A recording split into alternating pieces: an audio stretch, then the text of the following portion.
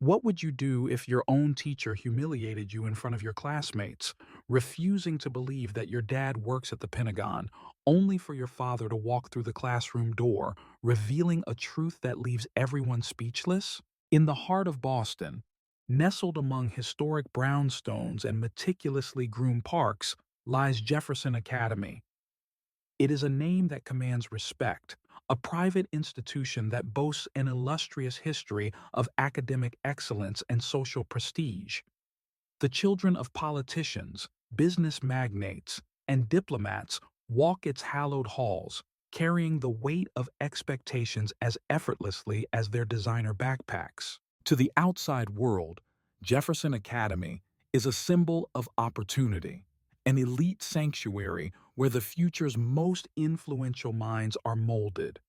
But behind the elegant facade, beneath the gilded reputation, lies an uncomfortable truth, a truth that lingers unspoken, suffocating in the corridors of privilege.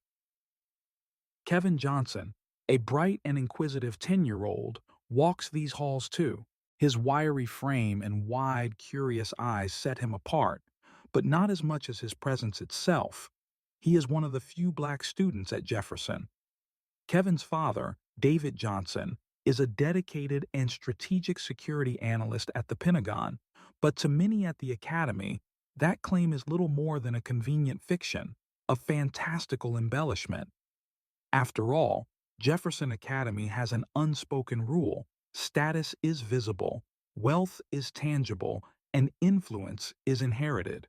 The idea that someone like Kevin, reserved, diligent, and from a modest background, could belong here feels to them like a mistake, an oversight in the otherwise seamless design of exclusivity. From the very first day, Kevin knew he was different. The subtle glances, the whispered comments, the way teachers seemed to look through him rather than at him, it all pointed to a truth he didn't yet have the words to articulate. Most days, Kevin stays in the background, choosing his words carefully, keeping his head down. He knows that blending in is safer than standing out. But there's one place where his spirit never dims: at home. In the small, cozy apartment that Kevin shares with his father, everything is different. Here, he's not just another face in the crowd. He's Kevin, the boy who dreams of becoming an engineer, who loves sketching designs for gadgets in his notebook, and who knows that his dad is someone special. David is more than just a father. He's a protector, a guide, and a source of unwavering support. Whenever Kevin doubts himself, David is there with a quiet word of encouragement or a knowing smile that says, "You've got this." One evening, as Kevin hunches over his homework, David comes in from work, looking tired but cheerful. He ruffles Kevin's hair and sets his briefcase down, sinking into the armchair with a sigh. "Hey, champ, how was school?"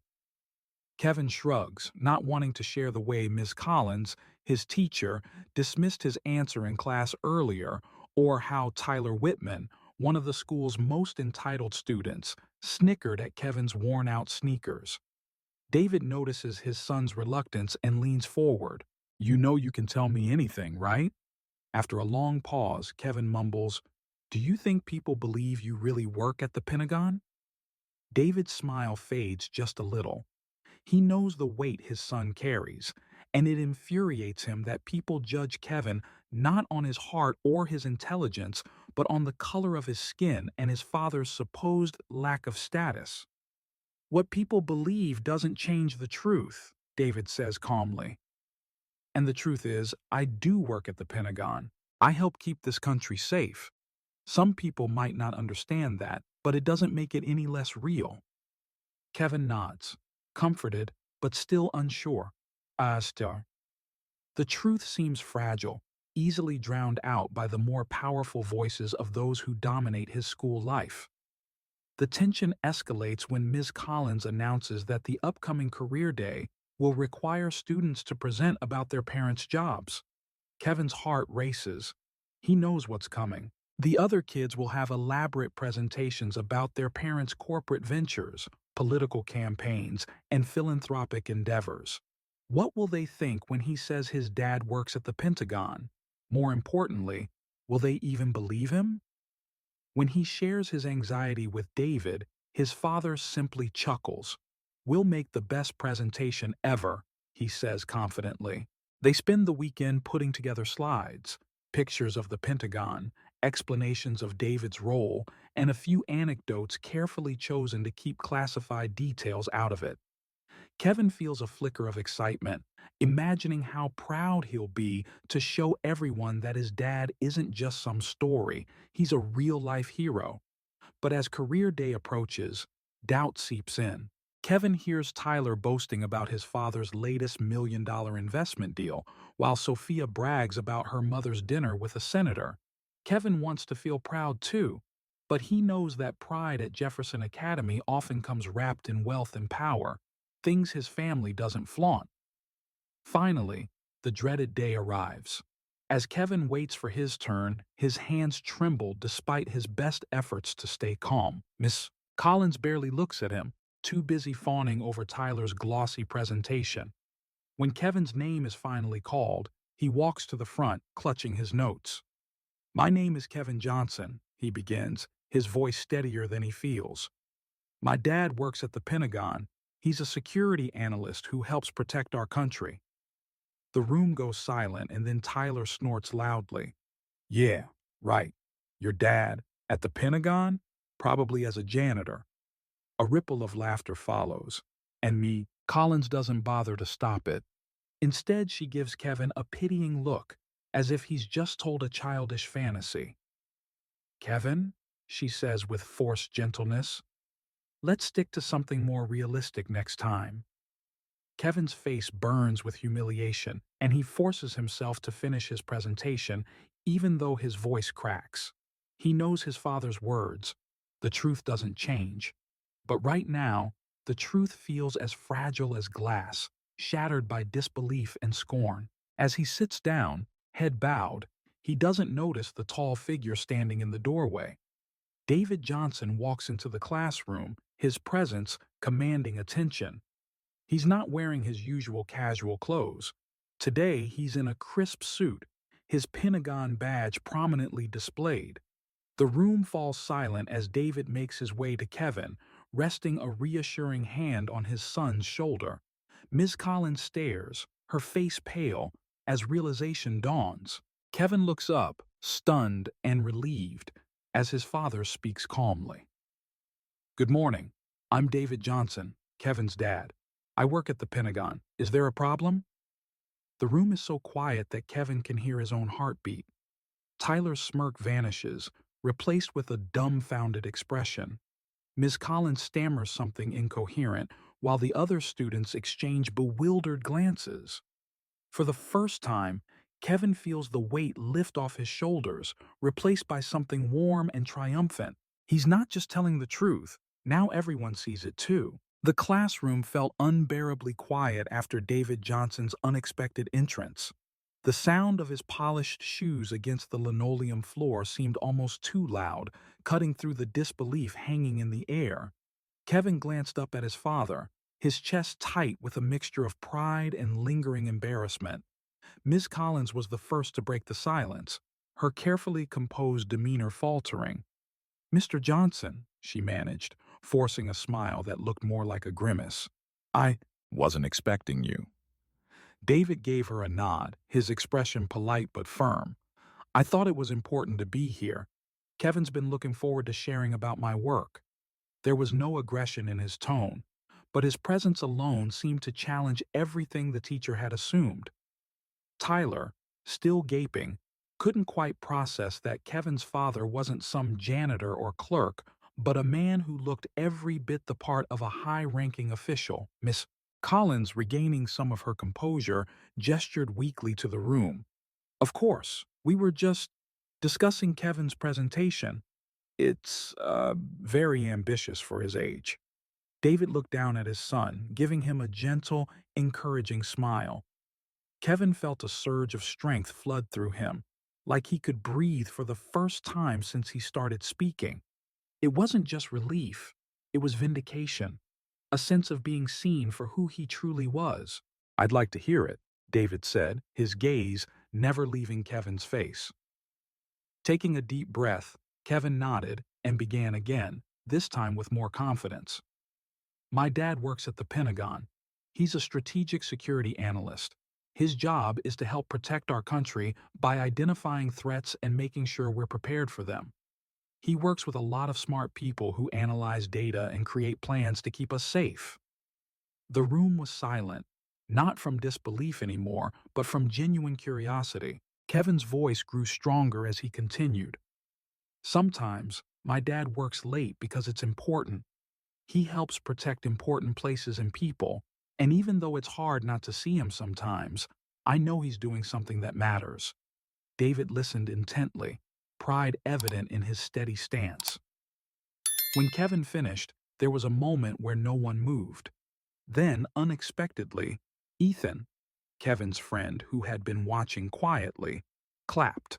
It was hesitant at first, but then a few others joined in, the sound spreading like a ripple through the room. Miss Collins cleared her throat, trying to reclaim her authority. That was very informative, Kevin. Thank you. But her usual tone of condescension was gone, replaced by something unsure, as if she was realizing for the first time that her perception of Kevin and maybe other students had been fundamentally flawed. After the presentations concluded, David stayed for a few minutes to speak with some of the other parents who had shown up. Tyler's dad, a stocky man with a booming voice, approached him. Pentagon, huh? Didn't see that coming. You don't exactly flaunt it. David gave a modest shrug. It's just my job, nothing more. Kevin, overhearing the exchange, couldn't help but notice how different his father looked here compared to at home. At home, he was just dad, calm, a little tired, always supportive. Here, he looked almost formidable, a presence that made even the most judgmental parents take a step back. When they finally left the classroom, Kevin couldn't help but shoot a glance at Tyler. The boy who had once sneered at his story now stared at the ground, his bravado completely deflated. Kevin didn't need him to apologize. The truth was enough. As they walked down the hall, David placed a hand on Kevin's shoulder. You did good today, son. Kevin smiled up at him, his earlier humiliation replaced with a sense of quiet pride. Thanks for coming, Dad. David glanced around the hallway, his instincts sharp as ever, even in this seemingly safe environment. You shouldn't have had to go through that, he said, his voice low. But I'm proud of you for telling the truth. Sometimes people don't believe it until they see it for themselves. Kevin considered this. Why didn't they believe me? Just because of how I look? David sighed, kneeling so he could look his son in the eye. Sometimes people judge based on what they think they know, based on what's common to them. It's wrong, but it happens. You can't let their assumptions make you doubt yourself. Kevin nodded, though it still didn't fully make sense to him. He knew that his father's presence had shattered the illusions people had about him, but it hurt that those illusions existed in the first place. Back at home, David let Kevin unwind, watching his favorite cartoons and munching on snacks. But even while Kevin tried to relax, David couldn't let go of his own frustration. The way Ms. Collins had doubted his son wasn't just ignorance, it was something deeper, something David had seen too many times in his own life. His phone buzzed, a message from his supervisor reminding him of an early briefing the next morning. David hesitated, his mind still caught on the school incident. Later that night, when Kevin had fallen asleep, David sat at the dining table, his laptop open, but his thoughts elsewhere. The faint sound of footsteps signaled that his wife, Sarah, was awake. She joined him, her face showing the concern she'd felt since he mentioned the school incident earlier. How did it go? She asked softly. David exhaled slowly. I got there in time, but it wasn't just about being there. It was about proving something that shouldn't have needed proving. Sarah reached for his hand. People can be small-minded. You've faced it before. But Kevin shouldn't have to. He shouldn't have to justify his family to anyone. Sarah squeezed his hand. You taught him to be brave, and today, he was. David looked at her, gratitude and determination mixing in his gaze. I'm not done yet. I can't just let this slide. Not for Kevin.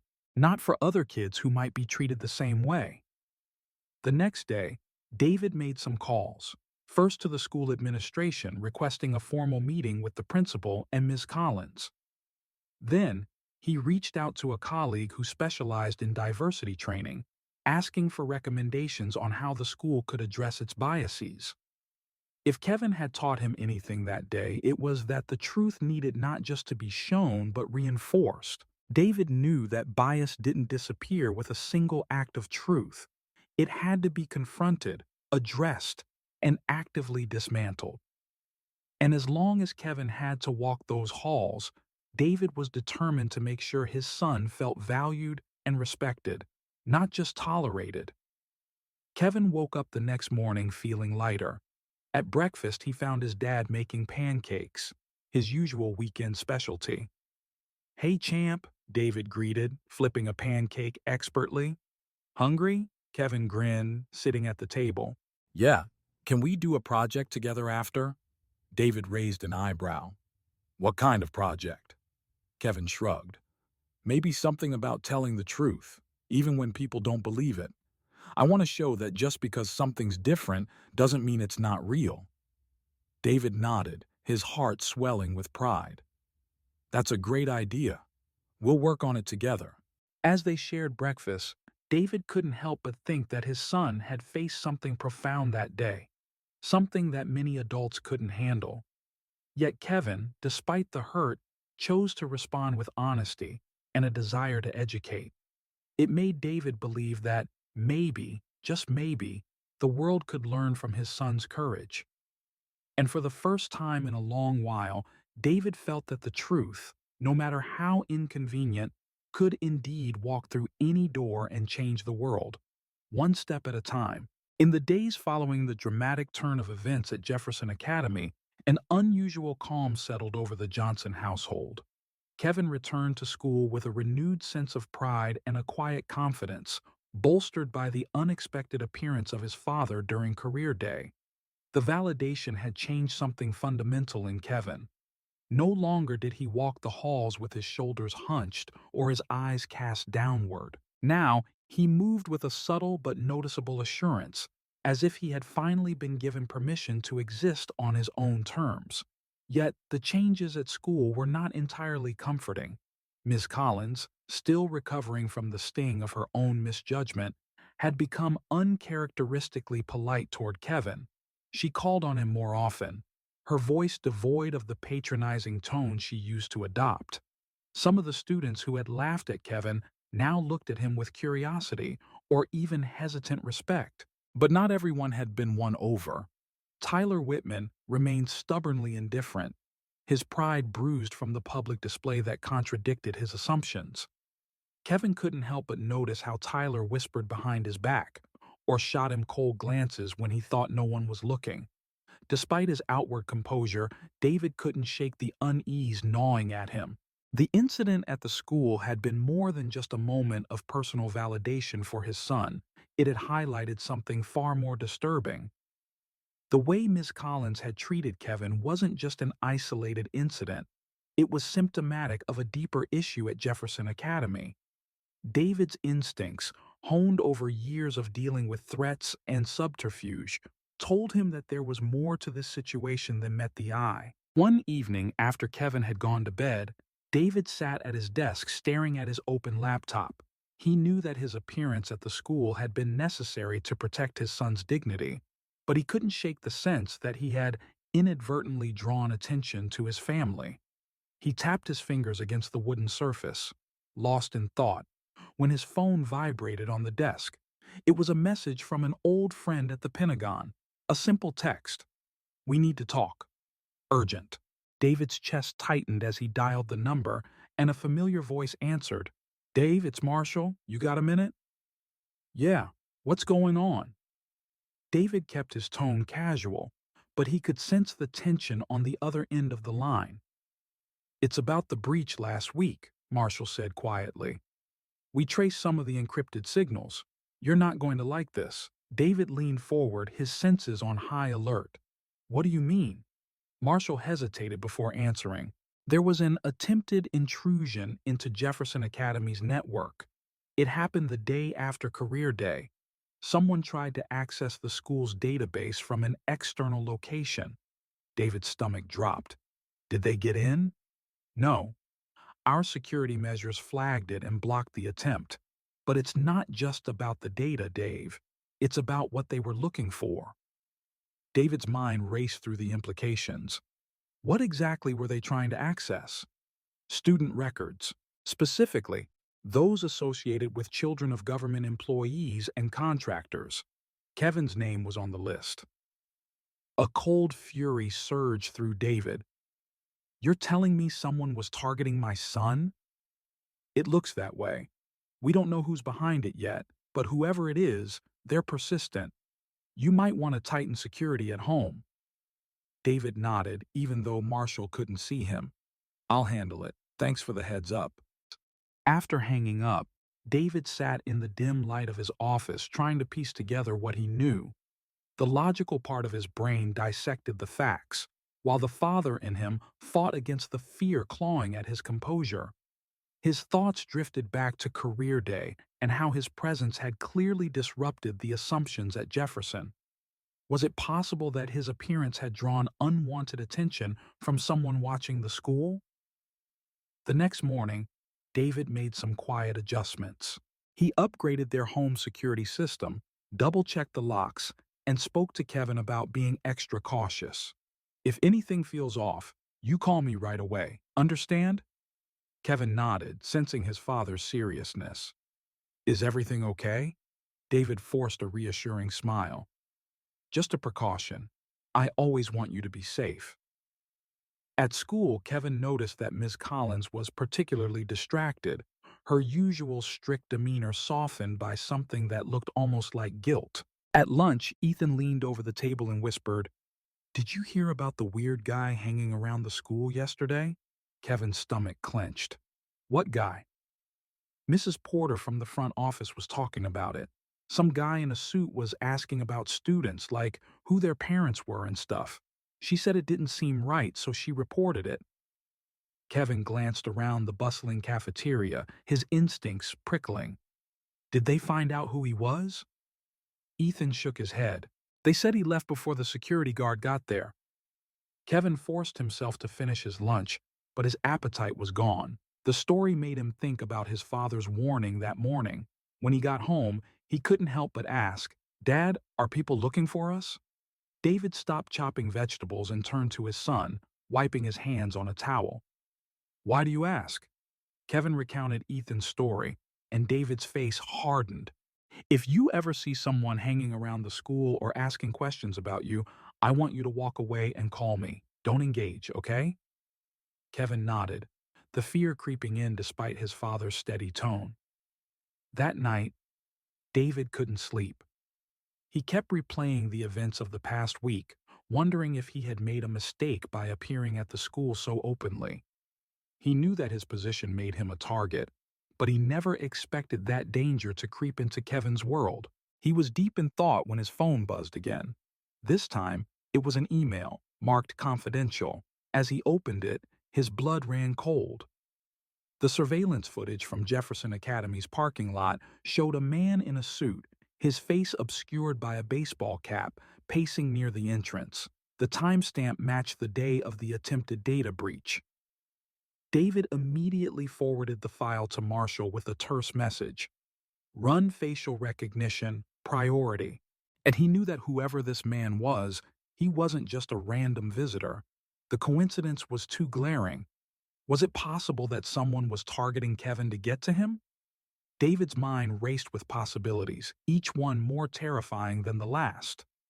The next morning, David took a calculated risk and dropped Kevin off himself, lingering just long enough to scan the area.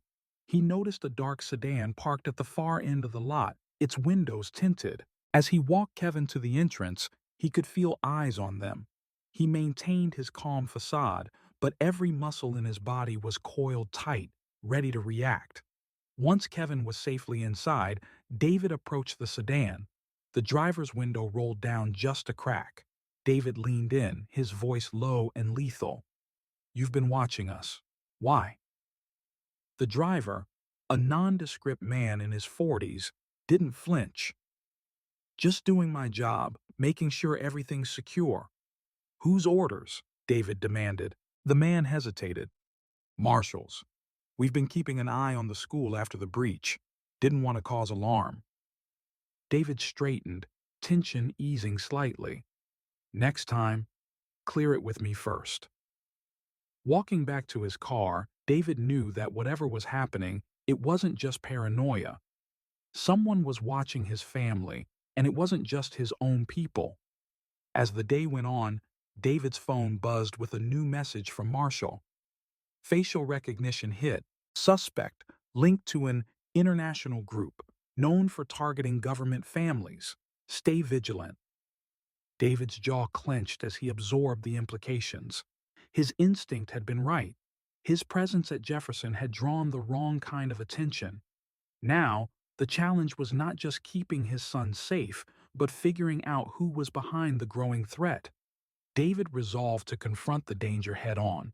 He couldn't afford to wait for the threat to escalate. He had to protect his son, even if it meant bringing his work home. In the days that followed, the tension around the Johnson household remained thick, like a fog that refused to dissipate. David couldn't afford to relax. His instincts as both a father and a security analyst told him that this threat wasn't just going to vanish. He had spent years analyzing the motives of dangerous individuals, but it was entirely different when his own family became the target. Kevin had sensed the change too, despite his father's attempts to keep things normal. There was a new intensity in how David checked the locks, how he glanced out the windows, and how he lingered at the school gate after dropping Kevin off. One evening, after Kevin had finished his homework, he found his father in the study, speaking in a hushed tone on the phone. David's expression was grim, his voice clipped and direct. Kevin didn't mean to eavesdrop, but the words caught his attention. "I need every piece of intel you can get on that group, no stone unturned." They made this personal. When David noticed his son standing in the doorway, he quickly ended the call and forced a smile. "Hey, bud, everything okay?" Kevin hesitated, sensing that his father's usual calm had been replaced by something more guarded. "Yeah, I just, I heard you talking. Are we in trouble?" David paused, weighing how much to share. Kevin was too perceptive for vague reassurances. "Not trouble. Just being careful. You remember what I told you about paying attention to your surroundings?" Kevin nodded. "Like when you taught me to always know where the exits are?" "That's right. And if something doesn't feel right, you trust your instincts and get to safety. Got it?" "Got it," Kevin replied, but he couldn't help feeling uneasy. "Dad, why are people looking for us?"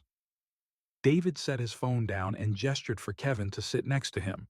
"Sometimes when you do important work, there are people who don't like it. They want to make you feel afraid so that you stop doing what's right, but you know what?" Kevin looked up at his father, waiting. "The one thing they don't count on is courage. When you're brave enough to stand up to fear, it loses its power. They don't expect us to keep moving forward. They expect us to hide." Kevin let those words sink in. "But I'm not scared," he said, though a part of him wasn't sure if it was completely true. David squeezed his shoulder. "It's okay to be scared. Courage isn't about not feeling fear. It's about doing what you need to do even when you're afraid." The next morning, David drove Kevin to school as usual, but his mind was elsewhere, replaying his conversation with Marshall, the surveillance footage, the faces of the men he had seen loitering near the school. He had always compartmentalized his life, Pentagon at work, family at home, but the boundaries had collapsed. Now, his professional life and personal life were tangled, and every instinct screamed at him to protect Kevin at all costs. After Kevin entered the building, David didn't immediately drive away. He waited, watching as students streamed through the doors, some accompanied by their parents. A familiar face caught his eye. Tyler, walking with his father, who threw a quick glance in David's direction. The look wasn't hostile, just curious. David wondered if Tyler's dad had heard about the suspicious man at the school. The parents at Jefferson Academy talked. Whispered rumors spread quickly. As David was about to leave, he noticed a black SUV parked on the opposite side of the road, its windows tinted. He had seen the same vehicle earlier that week. Something about it made his skin prickle. Instead of driving off, he took a detour around the block, approaching the SUV from behind. As he drew closer, the vehicle started up and pulled away, merging into traffic before he could get a clear look at the driver. That night, David couldn't shake the feeling that someone was still watching them. He double-checked the security system and set up a temporary surveillance camera pointing toward the street. As he sat in the darkened living room, his phone buzzed. A message from Marshall. "We're tracking movements related to the group. Keep a low profile. Reinforcements are on standby." David didn't sleep much that night. Around 3 a.m., his phone vibrated with a new alert, motion detected on the street. He checked the feed from his makeshift camera, his breath catching when he saw the same black SUV now idling a few houses down. David's pulse quickened. He moved to the window, careful to stay out of sight, and watched as a man got out, lingered by a lamppost, then returned to the vehicle. The SUV didn't move for another hour, and when it finally drove away, David couldn't dismiss the sinking feeling in his gut. He knew this wasn't a coincidence. Someone was actively keeping tabs on his house, and that meant only one thing. The threat was escalating. The next morning, David didn't let on to Kevin that anything was amiss, but Sarah could tell that something was eating at him. Over breakfast, she pressed him. "What's really going on, David? You've been on edge for days." David hesitated before answering. "There's a situation. It's related to work, but it's also personal. Someone's been watching the house." Sarah's eyes widened, fear clouding her face. "Watching? Why? Is it because of your job?" David nodded. "Most likely. I've got people looking into it, but we have to be extra cautious. I want you and Kevin to follow all the safety protocols we talked about." Sarah placed a hand on his arm. "Do you think they're after Kevin?" "I don't know, but I can't take any chances." That evening, David's instincts proved correct. As he was preparing to take out the trash, he noticed movement in the alley behind their building. Slipping into the shadows, he watched as a figure moved cautiously between parked cars. David crept closer, using the dim light to his advantage. When he was within striking distance, he reached out and grabbed the intruder's shoulder, spinning him around. To his surprise, it wasn't an adult. It was Tyler. The boy's eyes were wide, his face pale. "Mr. Johnson?" he stammered. "What are you doing back here?" David demanded, trying to keep his tone calm despite his racing heart. Tyler swallowed hard. I I wanted to talk to Kevin. I didn't want anyone to see me." David relaxed his grip slightly, but didn't let go. "Why didn't you just knock on the door?" Tyler looked at the ground, ashamed. "I didn't know if you'd let me. I wanted to apologize to Kevin for how I treated him at school." David released the boy, his anger dissipating. "You shouldn't sneak around like this. It's not safe." "I know," Tyler admitted. "It's just, I feel bad. After what happened in class, I realized I've been a jerk. I thought maybe I could make it right." David studied Tyler's face, recognizing the genuine regret. "If you really want to make it right, talk to Kevin tomorrow. Be honest." Tyler nodded, looking relieved. "I will." As Tyler hurried away, David couldn't help but think about how complicated things had become. The tension between Kevin and his classmates seemed small compared to the looming danger, but it was all connected in a way that David couldn't quite unravel. Inside, Kevin was already asleep, unaware of the latest development.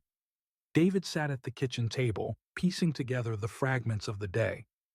Tyler's unexpected appearance, the black SUV, the lingering sense that the danger was growing closer.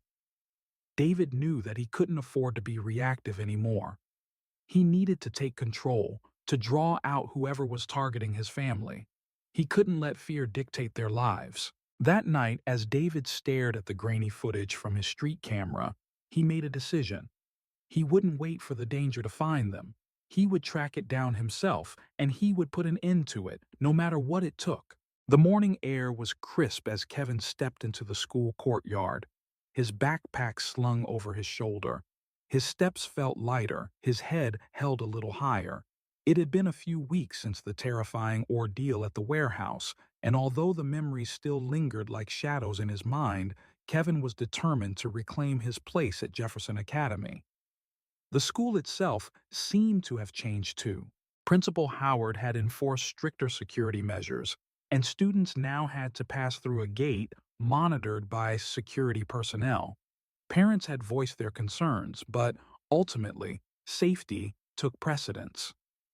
As Kevin walked into the main hall, he noticed something he hadn't seen before. Students greeting him, some even giving him a nod of acknowledgement. He couldn't help but feel a mix of pride and discomfort. Just a month ago, he had been the boy no one believed, the kid whose stories were laughed at. Now, he was the boy whose father had saved the day. His best friend Ethan caught up to him by the lockers. "Hey, did you see the posters for the new community project?" Ethan asked, his face lighting up. "Ms. Collins is leading it. Something about rebuilding trust and respect." Kevin raised an eyebrow. "Ms. Collins? Seriously?" Ethan nodded. "Yeah, I heard she's been talking to Principal Howard about making the school more inclusive. After everything that happened, I guess she realized she was part of the problem." Kevin considered that for a moment. Part of him wanted to feel triumphant, to bask in the satisfaction that someone who once looked down on him had to change her ways. But another part of him, the one that his dad had encouraged to always be better, wondered if forgiveness was the right path. He couldn't shake the memory of how Ms. Collins had humiliated him in front of everyone. When they reached homeroom, Miss Collins was already there, her demeanor noticeably softer. She smiled at Kevin, not the patronizing smile from before, but one that seemed genuinely kind. "Good morning, Kevin," she greeted. "Good morning," he replied cautiously, unsure of what to make of her new attitude. Once class began, Miss Collins announced the community project. "This semester, we're focusing on rebuilding our school community," she said, her voice measured and sincere. "We'll be working together to discuss how we can make Jefferson Academy a more inclusive and respectful place for everyone. And I would really like to hear from all of you, especially those who have felt overlooked or misunderstood." Kevin noticed how her eyes briefly rested on him, an unspoken apology lingering there. A few students glanced his way, but this time, there was no malice, only curiosity. After class, Miss Collins approached Kevin while he packed his things. "Kevin, could I speak with you for a moment?" Kevin hesitated. "Sure." She waited until the room was mostly empty before she spoke. "I wanted to apologize again, not just for that day in class, but for all the times I underestimated you. I was wrong, and I know that now. Your father's visit opened my eyes to some biases I didn't realize I had. I'm trying to do better, and I hope in time you can forgive me." Kevin thought about his dad's words about courage. Sometimes it wasn't just about standing up to others, but also about giving people a chance to change. "I guess everyone deserves a second chance," he said, though his tone was guarded. Miss Collins nodded, her relief palpable. "Thank you. Your resilience has inspired me more than you know." As he walked to his next class, Kevin felt a strange sense of closure. It wasn't as if everything was suddenly okay, but knowing that Miss Collins was trying to change made a difference. He wondered if he could truly forgive her and what that might look like. Later that afternoon, the school held a special assembly. Principal Howard took the stage, his expression serious but hopeful. "In light of recent events, it's clear that our community has room for growth. We owe it to our students to foster an environment where every individual feels valued and respected.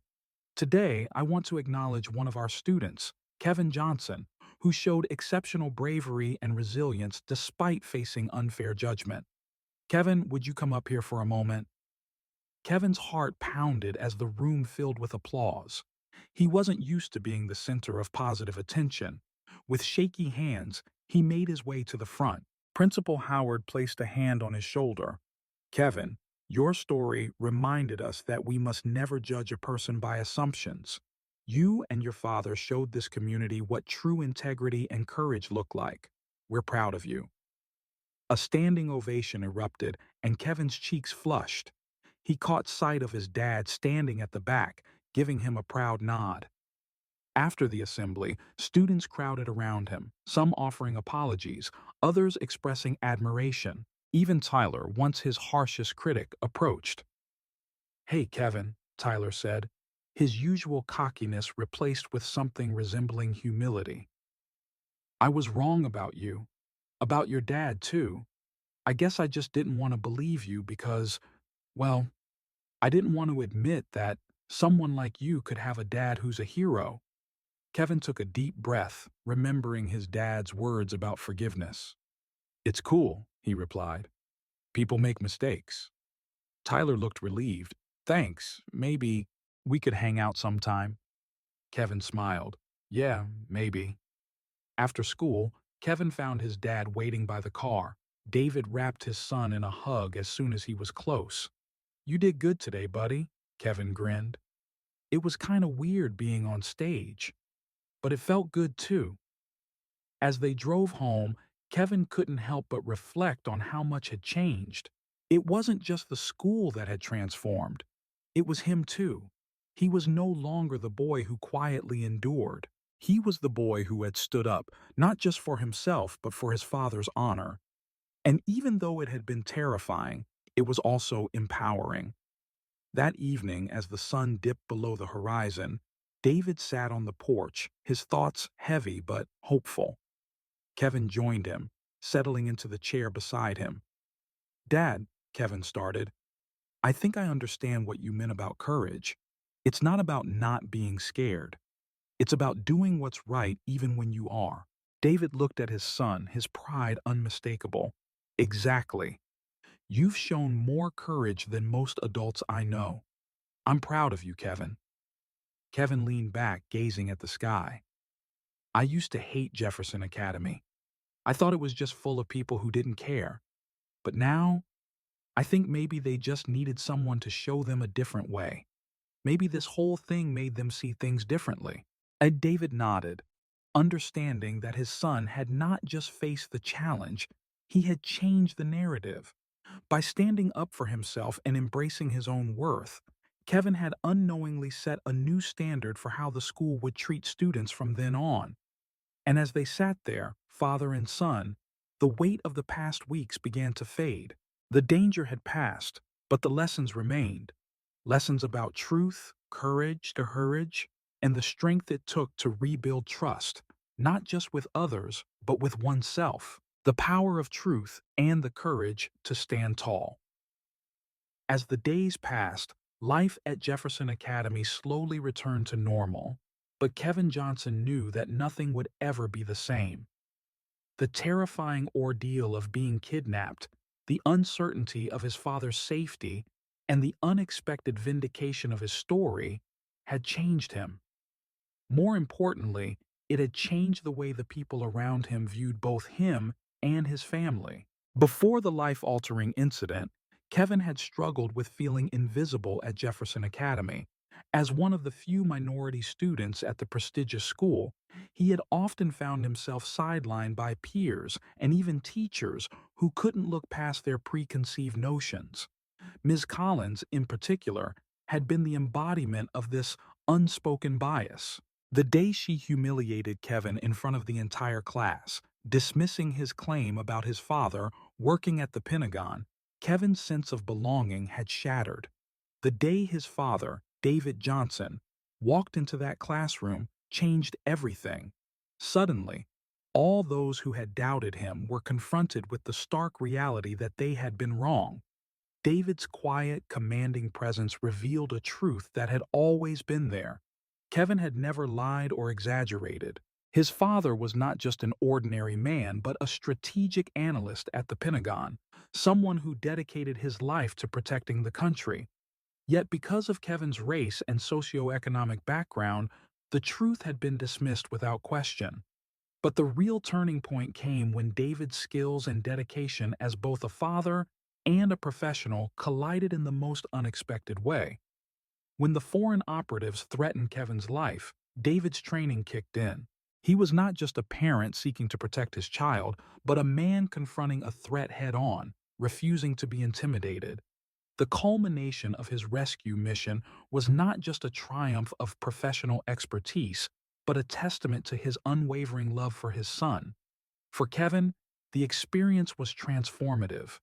Facing danger had forced him to confront his deepest fears, not just of physical harm, but of never being believed or respected. When his father told him that courage was not the absence of fear, but the decision to move forward despite it, Kevin understood something profound.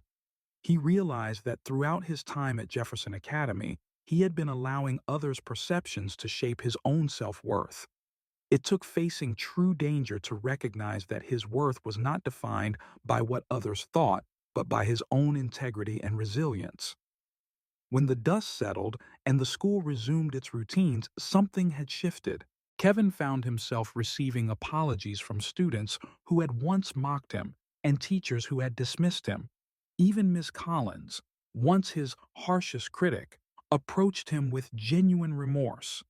The school itself underwent changes, spearheaded by Principal Howard, who acknowledged that they had failed to create an inclusive and respectful environment. Policies were revised, and conversations about bias became a priority. Kevin didn't become a hero overnight, nor did he suddenly feel completely at ease in a school that had once made him feel small, but he found his voice. He chose not to let bitterness take root, instead embracing the chance to educate his peers on how assumptions can cloud judgment. When Miss Collins asked him to speak to the class about his experience, he hesitated at first, fearing that reopening old wounds would only make him feel vulnerable again. Yet remembering his father's lesson on courage, Kevin agreed. Standing at the front of the classroom, he took a deep breath and spoke from the heart. He didn't focus on blaming those who had wronged him. Instead, he spoke about the importance of looking beyond stereotypes and listening without judgment. His words were not just about his own experience, but a challenge to his classmates to reconsider how they viewed others. The impact was immediate. Students who had never spoken to him before approached him afterward, not just to apologize, but to learn more about his life. Kevin found himself becoming not just more visible, but respected. He was no longer just the kid who made up stories. He was Kevin Johnson, the kid who stood up, who told the truth, who showed courage when it mattered most. David Johnson watched his son grow in ways he hadn't anticipated. The pride he felt was immense, but so was the relief that his son's heart remained open despite the challenges. David knew the journey ahead wouldn't be without its difficulties. Jefferson Academy was making strides, but real change required more than just new policies. It required shifting perspectives. Still, the school was evolving, and so was Kevin. Months later, at a community event, Principal Howard invited Kevin to speak about his experience. As Kevin took the stage, he looked out at the sea of faces, students, teachers, parents, all eager to hear his story. He spoke not just of fear and bravery, but of the human tendency to judge based on appearance rather than character. His words struck a chord, and by the end, the standing ovation was more than just an acknowledgement of his experience. It was a recognition of his growth and the lesson he had imparted. The Johnson family had come through their ordeal stronger than ever. David continued his work with renewed determination, knowing that his line of duty came with sacrifices, but also immense pride. He had always taught Kevin the value of standing firm in one's truth, but it was Kevin who showed him the courage to forgive and move forward. The most profound lesson from this journey is one of resilience and the power of integrity. We live in a world where assumptions are often made before the truth is heard. Kevin's story is a reminder that everyone has a story worth listening to, and that the truth always prevails when backed by courage. In our own lives, it's essential to question our biases, challenge our preconceived notions, and give others the chance to show who they really are. When we encounter adversity, we have a choice to let it harden us or to let it shape us into stronger, more compassionate individuals. Kevin chose the latter, and his courage inspired change, not just in his school but in the community as a whole. So, the next time you're quick to judge or dismiss someone's story because it doesn't fit your perception, pause and reflect. Ask yourself if you're looking through a lens of prejudice. Remember that the real strength lies not in asserting superiority, but in showing empathy, listening, and giving others the chance to prove themselves. Kevin's journey shows us that courage is not just about facing external threats, but also confronting internal doubts and societal prejudices. His story is one of vindication, but more importantly, it's a call to challenge the assumptions that keep us divided. If you found Kevin's story as moving and inspiring as we did, make sure to subscribe to our channel. Your support helps us share more powerful stories that not only entertain but also make us think deeply about the world around us. Don't forget to like and share this video to spread Kevin's message. Let's continue to challenge stereotypes and build a world where everyone's truth is valued. Stay tuned for more stories that touch your heart and remind you of the power of resilience. See you in the next video.